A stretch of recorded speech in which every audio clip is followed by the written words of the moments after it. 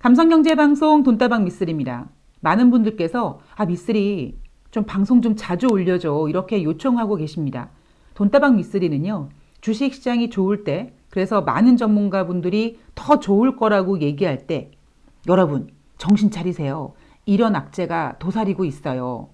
혹은 주식시장이 너무 안 좋을 때 여러분들이 좌절 모드에 빠져 계실 때 여러분 이런 호재가 있어요. 너무 슬퍼하지 마세요. 이렇게 어쩌면 이 증권경제방송에서 투자자 여러분들의 평정심을 잡아드리는 감성경제방송이 돈다방 미쓰리라고 생각하고 있고요. 미쓰리는 그런 자부심을 가지고 방송을 진행하고 있습니다. 사실 그동안은요. 주식시장은 질적으로 혹은 양적으로 꽤 괜찮은 시장이었습니다.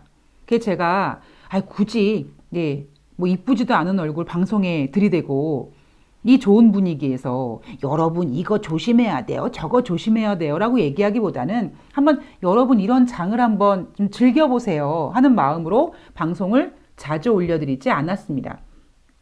질적으로 양적으로 좋았던 시장. 어떤 시장이었습니까? 양적으로 봤을 때는요. 저금리 기조 유지. 거기에다가 미국을 포함해서 각국 우리나라까지 포함해서 재난지원금, 즉 부양책이 주식시장에 힘을 실어주는 계기가 된 거고요. 질적으로 봤을 때는 코로나19 때문에 눌려 있었던 경제지표, 기업 실적들이 이제 백신과 경제 재개를 통해서 전문용어로 기저현상을 보여주면서 좋은 경제지표, 좋은 실적을 보여줬죠. 그러니 증시에서는요. 질적으로 양적으로 뭔가 이렇게 트집 잡을 만한 게 별로 없었던 그런 증시가 펼쳐졌습니다. 그런데 여러분 5월달 들어와서 분위기가 좀 많이 바뀌고 있습니다. 그래서 이런 분위기 속에서 앞으로 돈다방 미쓰리는 종종 여러분들에게 예쁘지는 않지만 사랑스러운 얼굴을 보여드리면서 여러분들의 평정심을 잡아드리려고 노력을 할 겁니다. 자, 지난주 금요일 뉴욕 증시가 상승 마감했습니다. 그런데 오늘은요, 5월 17일 월요일이거든요. 그러면 지난주 금요일 뉴욕 증시가 상승했으니까 그 상승의 어떤 그 바통을 이어받아서 우리나라 주식시장도 상승을 해야 되는데 상승하지 못하고 있습니다. 왜요? 우리나라 증시는 달러의 영향을 지금 너무 심하게 받고 있습니다. 이제 여러분들은 아시죠? 미쓰리가 그러는데 대한민국 증시는 허접해서 좀 올라갈 뭔가 이렇게 그런 상황이 펼쳐지려면 외국인들이 달러 약세라는 기반을 통해서 매수해 줘야 되고 하루 이틀 매수해 주는 게 아니라 꾸준히 매수를 해줘야지만 그 외인들이 깔아놓은 베이스를 보고 기관들이 거기다가 덮개를 깔고 그리고 그 덮개를 본 개인들이 좀 안도하고 주식시장에 참여하는 어떤 그런 공식적인 모습이 계속 나타나고 있거든요. 그런데 지금 증시는요. 제가 앞에 방송에서 혹은 작년도부터 계속 이야기하는 2021년도 증시, 경제, 화두는 바로 인플레이션, 달러, 미국과 중국의 화폐 전쟁 이 세 가지 이슈가 지금 자기들끼리 바통을 주고받고 교집합을 통해서 이렇게 막 조금씩 이렇게 막 섞여가는 가운데 투자자분들이 굉장히 혼란스러워하고 있는 겁니다. 자, 지난주 금요일 뉴욕 증시는 상승 마감했습니다. 왜요? 인플레이션 우려감이 좀 잦아들었어요. 주중에는 4월달 소비자 물가지수가 전월 대비 0.8%, 전년 동월 대비 4.2% 증가했습니다. 이 수치는요. 예상치인 전월 대비 0.2%를 4배 이상 훌쩍 뛰어넘는 강한 증가세였고요. 전년 동월 대비 3.6% 예상치를 뛰어넘는 강한 상승세를 보였습니다. 그래서 주중에 뉴욕 증시는요. 소비자 물가 지표가 예상보다 이렇게 강하게 나왔으니 연준이 금리 인상하겠구만. 이런 인플레이션 우려가 다시 고개를 들면서 뉴욕 주식시장의 상승에 발목을 잡고 뭐 나스닥 같은 경우는 크게 하락하는 변동성의 모습도 나타냈습니다. 또한 4월달 생산자 물가지수도 전월 대비 0.6% 상승하는 모습을 보여줬고요. 목요일마다 발표하는 주간 신규 실업상 청구 건수는 전주 대비 3만 4천 명 감소한 47만 3천 명입니다. 자, 여러분, 미국에서 발표하는 여러 경제지표 중에 매주 목요일마다 발표되는 경제지표, 고용에 관련된 경제지표, 바로 주간 신규 실업상 청구 건수고요. 이 주간 신규 실업상 청구 건수는 기준선이 30만 명입니다. 그러니까 30만 명 이하로 내려오면 미국의 고용은 뭐 참 괜찮다. 뭐 딱 완전 고용이라고까지 얘기하긴 그렇지만 고용이 어느 정도 참 괜찮다고 얘기할 수 있습니다. 그래서 코로나19가 처음에 미국 전역을 휩쓸 때 신규 실업자 이 청구 건수가 막 70만 명 건을 넘어갔는데 이제는 47만 3천 명까지 내려왔고요. 이제 조만간 30만 명의 그 기준선을 거의 이제 가까워지겠죠. 그 얘기는 뭡니까, 여러분? 이제 고용 지표는 계속 잘 나올 수밖에 없는 겁니다. 물론 이런 얘기도 있어요. 미국에 뭐 계속 뭐 실업급여라든가 재난지원금 주는데 왜 일을 하느냐. 여러분 아시잖아요. 돈은요, 내 주머니에 있는 돈은 오랫동안 머무르지 않습니다. 언젠가는 소비가 돼요. 그 얘기는 결국 뭐냐면 실업상 청구 건수도 그리고 뭐 지원금 이런 것들도 쓸 땐 좋죠. 일하기 싫죠. 그런데 그 돈이 영원히 그들의 지갑 안에 있지 않습니다. 그러니까 언제 시간이 되면 그들은 다시 돈이 없다, 안 되겠다, 일하러 나가야겠다 하고 일자리를 찾게 될 겁니다. 자, 그런데 주 후반에 들어서면서 뉴욕 증시는 오히려 인플레이션 우려를 좀 씻어내는 모습이 나타났습니다. 그 스타트를 내준 게 뭐냐면 바로 4월달 소매 판매입니다. 제가 여러분 한 달 전에 혹은 거의 2달 전쯤에 여러분 3월달 소매 판매는요 무조건 잘 나옵니다. 왜냐? 3월 11일 조 바이든 대통령이 1조 9천억 달러 경기 부양책 서명했잖아요. 바로 미국인 지갑에 현금이 꽂혔잖아요. 미국인들은 일본인들처럼 저금하는, 저축하는 국민들이 아니라 소비를 해야 되는 국민들이다 보니까 그 돈이 고스란히 이 소비시장으로 흘러들어갔을 거고, 따라서 3월달 소매 판매는 무조건 잘 나온다. 뚜껑을 열어봤더니 처음에는 9.8%라 그랬는데 다시 수정이 됐죠. 10.7%로 다시 상향 조정이 됐습니다. 그런데 4월달 소매 판매는 전월 대비 변동이 없었다고 합니다. 그러니까 3월달 소매 판매가 9.8에서 10.7%로 상향 조정됐으니 어쩌면 4월달 소매 판매는 아주 냉정하게 전월 대비 부진했다라고 보는 게 훨씬 더 맞는 거죠. 뭐 부진했다라는 평가가 좀 맞지 않을 수도 있어요. 그런데 중요한 거는요. 우리가 뭐 재난지원금이라든가 뭐 어떤 그런 부양책 때문에 이 주머니에 들어오는 돈은 꽁돈 같잖아요, 여러분. 그래서 그 돈을요, 오랫동안 가지고 있지 않습니다. 당장 주머니에 돈이 들어오면 그것도 꽁돈처럼 느껴지면 그동안 내가 사고 싶었던 거 무조건 사야 되는 그런 소비의 욕망을 갖고 있는 것이 바로 사람이기 때문에 3월달 미국 국민들은 주머니에 들어왔던 그 부양책으로 인한 그 꽁돈 같은 것들을 이제 거의 다 소비를 했을 겁니다. 그래서 당연히 4월달 소매 판매는 3월 대비 냉정하게 평가한 게 부진했던 거고요. 그래서 시장에서는 4월달 소매 판매가 뭐 전월 대비 변함없음, 그리고 미쓰리 평가대로 따지면 전월 대비 좀 부진했음, 이런 해석이 나오면서 인플레이션 우려감을 좀 낮춰졌죠. 여기에다가 4월달 산업생산도 전월 대비 0.7% 증가했는데 예상보다 부진했고요. 그다음에 3월달 기업 재고는 0.3% 증가했다고 하지만 이 기업 재고는 그렇게 인플레이션 우려에 영향을 끼치는 지표는 아닙니다. 그런데 여기서 우리가 하나 주목해야 될 게 뭐냐면 바로 5월달 미시간대 소비자 태도 지수가 4월달에는 88.3이었는데 5월달에는 82.8로 4월달 대비 5월달은 부진했다라는 겁니다.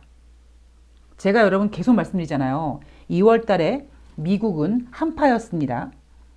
그래서 3월 달에 발표되는 2월 달 경제 지표가 설령 부진하더라도 여러분들 절대 슬퍼하거나 흥분하지 마십시오. 당황하지도 마십시오. 왜? 너무나 당연한 얘기다. 그리고 그럼 4월 달에 발표되는 3월 달 경제 지표는 기저현상이 없어지는데 잘 나올 수 있을까? 이런 우려감을 뭐가 극복했습니까? 조 바이든 대통령표 1조 9천억 달러 부양책으로 경제 지표들을 이겨냈습니다. 그런데 이제는요, 5월 달 경제 지표들이 발표가 되잖아요. 그런데 미국 국민들은 부양책으로 얻어낸 그 꽁돈, 그 꽁돈 이제 다 소비했고요. 그리고 기업 실적이라든가 이런 것들도 이제 기저현상이라는 뭔가 이런 효과를 다 이제 써버렸습니다. 자, 그러면 주식시장에 재료가 없을 것 같잖아요. 그런데 여러분 잊으시면 안 되죠. 지금 조 바이든 대통령은 인프라 투자 관련돼서 또 어마어마한 부양책의 어떤 진행 상황을 지금 하나씩 준비하고 있습니다. 물론 이런 부양책에는 머니가 필요하고요. 이 머니를 만들기 위해서 국채를 발행해야 되고 또 증세를 하겠다고 하고, 저는 늘 약간 그런 생각을 해요. 인생도 마찬가지지만 좋은 일이 있으면 나쁜 일도 있고 또 뭐 세상에 공짜 점심이 없다 이렇게 얘기하는 것처럼 뭐든지 양날의 칼이라고 생각을 합니다. 경제를 재개하기 위해서 부양책을 쓰는데 그럼 이 부양책은 당연히 증시의 호재인데 이 부양책에 필요한 재원을 마련하기 위해서 국채를 발행해야 되고 그건 또 어찌 보면 채권 시장이잖아요. 그럼 채권 시장에서 과연 이렇게 뿌려지는 국채를 과연 얼만큼 잘 사줘야 되고 뭐 이런 되게 복잡한 지금 상황들이 전개되고 있습니다. 제가 앞에 방송에서 뭐 미국 국채 발행했을 때 외국인들의 수요가 줄어들었다 뭐 이런 얘기 했잖아요. 근데 제가 하나 놓친 게 있는데 그러니까 최근 지금 미국이 발행하는 국채를요, 중국이 그렇게 사주고 있지 않다고 합니다. 결국 그 얘기는 중국이 갖고 있는 달러 외환 보유고가 줄어드는 이유겠죠. 이렇게 이제 5월달 경제 지표를 우리가 볼 때는요, 사실 잘 나오면은 금리 인상이요. 잘 나오지 않으면 다시 이거 경기가 뒷걸음질 치는 거 아니야? 뭐 이런 어찌 보면 양쪽의 그 양날의 칼 같은 아주 이런 아슬아슬한 길을 우리는 걷고 있습니다. 이번 주를 보면은요, 이번 주에는요, 이게 인플레이션을 자극하느냐, 혹은 인플레이션 우려를 좀 누를 수 있는 지표가 발표돼야지만 알겠지만, 5월달 뉴욕 제조업 지표, 그리고 5월달 필라델피아 연준 경기 전망이 있습니다.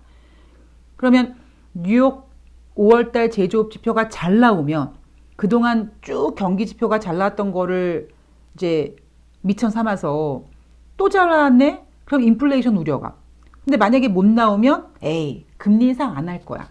뭐 이런 안도감이 또 미국 주식시장을 흔들 겁니다. 그리고 이제 5월달 중 후반으로 넘어가면요. 어떤 경제지표가 발표된다고 말씀드렸나요? 주택지표가 발표가 됩니다. 그런데 여러분 주택지표는요. 이미 한 두어 달 전부터 약간 상승세가 꺾이기 시작했습니다. 빌미는 이래요. 너무 경기가 좋아서 수요가 없어서 뭐 판매가 부진했다. 매매가 잘 안 됐다.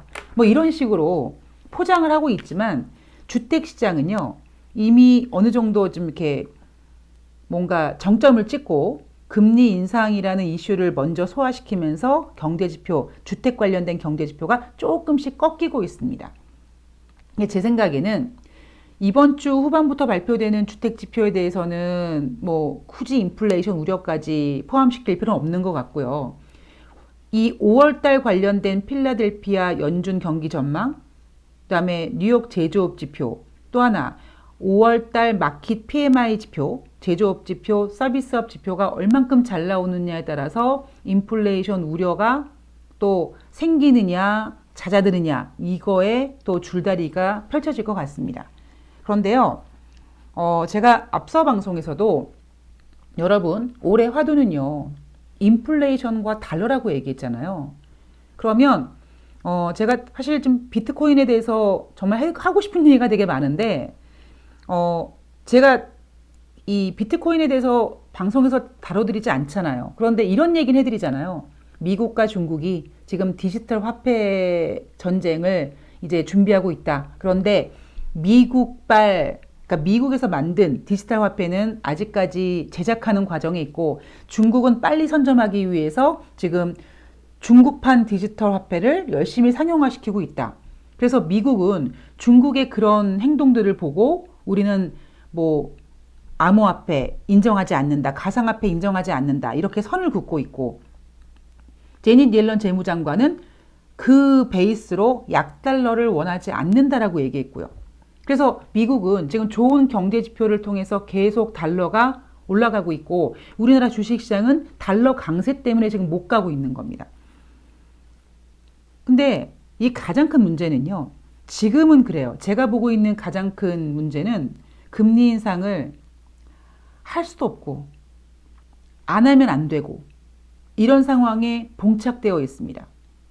금리 인상을 안 하면은요, 금리 인상을 안 한 상태에서 돈이 이렇게 풀린 상태에서 경기가 계속 가지 않고 조금 뒷걸음질 치거나 혹은 뭐 더블 딥 현상이 오거나 아니면 일시적으로 뭐 조정 구간에 들어갈 때, 이런 상황에서 그동안 좀 이렇게 여러 가지 힘들었던 기업들, 뭐 힘들었던 상황들이 여기저기서 이렇게 터질 수도 있고요. 그럼 만약에 또 당장 금리 인상을 하게 되면 주식시장엔 악재가 되는 거죠. 그래서 제가 아까 오프닝에서 어쩌면 앞으로 미세를 자주 뵈야 될 것 같습니다 라고 얘기해 드렸던 이유가 뭐냐면, 금리를 이제는 뭐 인상 안 해, 뭐 이렇게 할 수가 없는 구간이고요. 금리를 인상을 해야 될 것 같아, 할 수밖에 없는, 내가 원해서 금리를 인상 뭐 해도 되고 안 해도 되고 이게 아니라 이제는 미루다 이제 금리 인상을 해야 될 구간에 온 것 같아 라는 지경에 도달했습니다. 누가요? FOMC에서. 그러면 미국이 금리 인상을 어떻게 지혜롭게 잘 하느냐가 가장 큰 관건이고요. 여기에 가장 큰 문제가 뭐냐면, 금리 인상을 지혜롭게 막 하려고 준비하고 있는 과정 속에 어떠한 다른 문제들이 발생이 되면, 경기가 후퇴한다든가 뭐 기타 등등 이런 상황이 발생되면 오히려 미쓰리가 생각하고 있었던 2021년도 하반기 증시 상황이 굉장히 복잡할 수도 있을 것 같습니다. 그래서 여러분들 지금 주식시장이 왜 이래?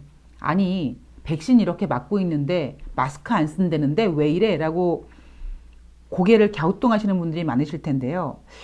우리나라도 이제 이렇게 백신을 맞게 되면 한 올 늦은 가을쯤에, 예, 전 국민이 이제 한 번씩을 다시 맞아야겠죠.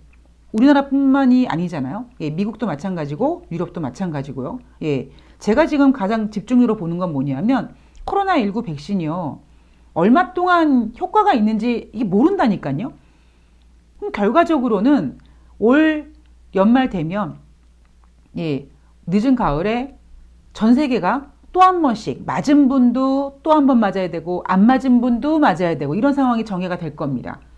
그래서 지금 마스크를 풀려고 하는 미국, 그 이유는 뭡니까 여러분? 7월 4일 날 코로나19의 탈출을 얘기한 조 바이든 대통령이 지금 똥줄 탔습니다.